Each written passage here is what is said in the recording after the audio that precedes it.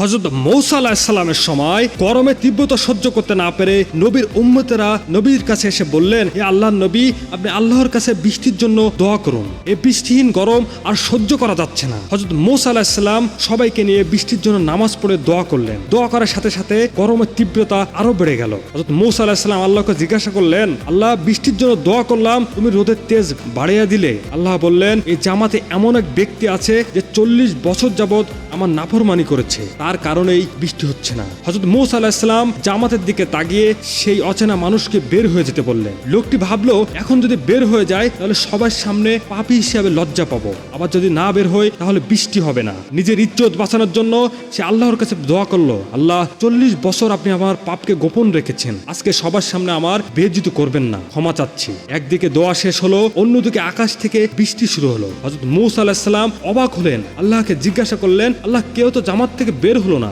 বৃষ্টি দিয়ে দিলেন যে? আল্লাহ জবাব দিলেন, যার কারণে বৃষ্টি আসা বন্ধ ছিল তার কারণেই বৃষ্টি শুরু হলো, আমি তাকে ক্ষমা করে দিয়েছি। 40 বছরের পাপ 10 সেকেন্ডে ক্ষমা পেয়ে গেল। আল্লাহর দয়া আর অনুগ্রহের কোনো সীমা পরিসীমা নেই।